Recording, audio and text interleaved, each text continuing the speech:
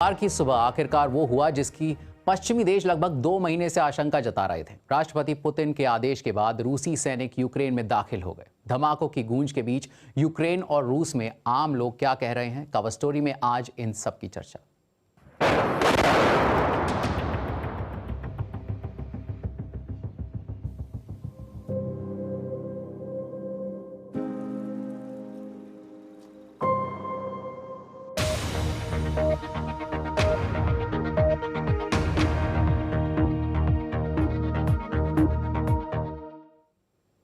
रूस ने यूक्रेन पर हमला कर दिया है। ये धुआं उठ रहा है यूक्रेन की सेना के हवाई अड्डे से। चेगेव में एयरफील्ड के पास रिहायशी इमारतों पर बम गिरे हैं। यूक्रेन के प्रमुख शहरों में मिसाइल हमलों और धमाकों की खबरें हैं। राजधानी कीव के पास एक रिहायशी उपनगर को मिसाइल से निशाना बनाया गया है। यूक्रेन का कहना है कि हथियारबंद रूसी टुकड़ियां कई दिशाओं से देश में दाखिल हो चुकी हैं। दोनेत्स्क इलाके में एक अस्पताल भी हमले का निशाना बना है। कई जगहों पर यूक्रेन और रूस के सैनिकों के बीच गोलीबारी हुई है, जहां रूसी मिसाइलों ने सैन्य ठिकानों और एयरपोर्ट्स को निशाना बनाया है। राजधानी कीव और रूसी अलगाववादियों के नियंत्रण वाले इलाकों के नज़दीक पूर्वी शहरों समेत पूरे यूक्रेन में धमाकों की गूंज सुनाई दी है। रूसी हमले के बाद यूक्रेन के राष्ट्रपति वोलोदिमीर ज़ेलेंस्की ने क्या कहा, आइए सुनाते हैं। रूस ने हमारे सैन्य ढांचे पर, हमारे सैनिकों पर और सरहदों को अलग करने वाले हिस्सों पर हमला किया है। यूक्रेन के कई शहरों में धमाकों की आवाज सुनी गई है। हम अपने तमाम क्षेत्रों में मार्शल लॉ लगा रहे हैं। मैंने राष्ट्रपति बाइडेन से बात की है। अमेरिका ने अंतर्राष्ट्रीय समर्थन के लिए तैयारी पहले ही शुरू कर दी है। आज आपको शांत रहने की जरूरत है। संभव हो तो कृपया घर में ही रहें। रूस के हमले के बाद यूक्रेन में आम लोग अपनी जान बचाने के लिए मेट्रो स्टेशनों में छिप रहे हैं। यूक्रेन की राजधानी कीव से देखिए बीबीसी संवाददाता निक बिग की रिपोर्ट।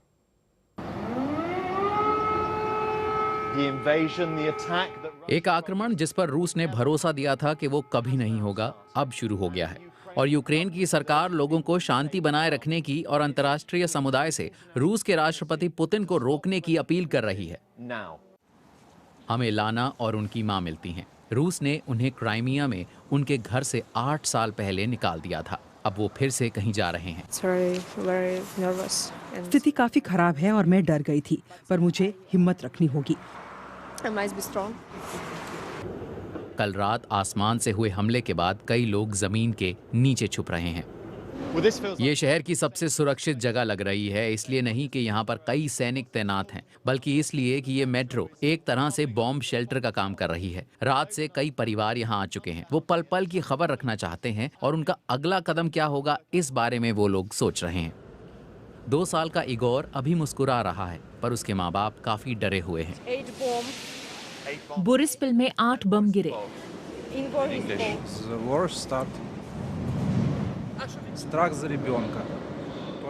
मैं अपने बच्चे के लिए चिंतित हूँ, अलेक्जेंडर ने मुझसे कहा। फिर दोनों ने मुझसे पूछा, क्या नेटो हमारी मदद करेगा? जब बम गिरने लगे तो सेल्स मैनेजर मार्क ने अपने पड़ोसियों की भागने में मदद की। उन्होंने मुझे बताया कि वो फ्रंट लाइन पर लड़ने के लिए तैयार हैं और देश के लिए मर भी सकते हैं। अपने देश की, अपने बच्चों और अपनी माँओं की सेवा करने के लिए यही एक तरीका है और हम पूरा दिन लड़ेंगे। कईयों को डर है कि आगे न जाने क्या होगा। उनमें एलेक्सी भी शामिल है। अगर रूस कीव पर कब्जा कर लेगा, जो मुझे नहीं लगता है कि होगा, क्योंकि मुझे हमारे सैनिकों पर भरोसा है, पर अगर ऐसा हुआ तो ये नाजियों जैसा काम होगा। राजधानी के इस मुख्य हिस्से में खौफनाक सन्नाटा है। लगता है कईयों ने सरकार की घर पर ही रहने की अपील मान ली है। कई लोगों ने रूस के दावे के बारे में भी सुना कि उसने यूक्रेन के सैन्य ठिकानों को चुन चुन कर निशाना बनाया। पर मैं आपको बता दूं कि लोग यहाँ कह रहे हैं कि उन्हें ऐसा बिल्कुल नहीं लग रहा। उन्हें लगता है कि उन पर हमला हुआ है और राष्ट्रपति पुतिन ने उन पर जंग थोप दी है। बीबीसी ने और भी इलाकों में जाकर लोगों से बात की और इस पूरे घटनाक्रम पर उनकी राय जानी। हमने आज कीव से बाकू जाने की योजना बनाई थी, लेकिन हमें कहा गया कि यूक्रेन में जंग बढ़ने की वजह से हमारी फ्लाइट्स कैंसिल हो गई हैं। हमारी कोई मदद नहीं कर रहा है। कोई नहीं बता रहा कि क्या हुआ, हमारी उड़ान का क्या होगा, हम क्या करें, कहाँ जाएं। मैं जंग के खिलाफ हूँ। मैं चाहती हूँ यूक्रेन और रूस के लोग जिंदा रहें, सुरक्षित रहें। मैं दोनों देशों को प्यार करती हूँ। ये मेरे लिए तकलीफ देने वाला है। गैस स्टेशन और स्टोर्स पर लंबी लाइन लगी हुई है, लेकिन मुझे लगता है कि ज्यादा पैनिक भी नहीं है। बीते कुछ महीनों में हथियारों को खरीदा गया है, आर्म्स फोर्सेस में भर्तियां हुई हैं, तो मुझे लगता है कि इसका मतलब ये है कि लोग प्रतिरोध करेंगे। लोगों का मानना है कि उन्हें प्रतिरोध करना चाहिए। अब समझने की कोशिश करते हैं कि यूक्रेन पर हमला कितने बड़े स्तर पर हुआ है। इनमें राजधानी कीव और खार्किव के पास मिलिट्री एयरफील्ड भी शामिल है। धमाकों की आवाज देश के सुदूर पश्चिमी इलाकों से लेकर दक्षिण में ओडेसा के साथ साथ दोनेत्स्क और लुहांस तक सुनाई दी है। इस हमले को रूसी राष्ट्रपति व्लादिमीर पुतिन ने स्पेशल मिलिट्री ऑपरेशन कहा और किसी भी तरह के दखल के खिलाफ कड़ी चेतावनी दी। Кто бы ни пытался помешать нам, а тем более создать угрозы для нашей страны, для нашего народа, должны знать, что ответ России будет незамедлительным и приведет вас к таким последствиям, с которыми вы в своей истории еще никогда не сталкивались.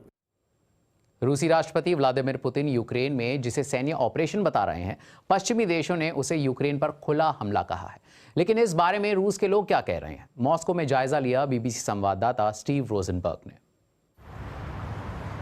रूस के राष्ट्रपति का एक दुर्भाग्यपूर्ण फैसला। व्लादिमीर पुतिन ने इसे एक सैन्य ऑपरेशन कहा, लेकिन रूस दरअसल यूक्रेन पर बाकायदा हमला कर रहा है। रूसी शेयर में भारी गिरावट दर्ज की गई है। रूबल में अब तक की सबसे बड़ी गिरावट हुई है। संघर्ष युद्ध में बदल गया।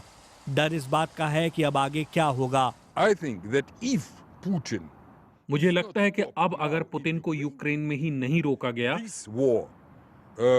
तो ये लड़ाई तीसरे विश्व युद्ध की शुरुआत हो सकती है।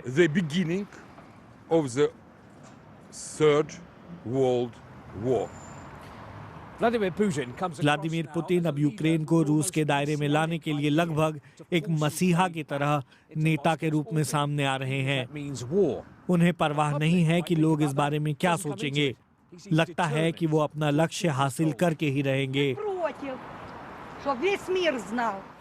मॉस्को में ये महिला कह रही हैं कि वो जंग के खिलाफ हैं और चाहती हैं कि सारी दुनिया ये बात सुने।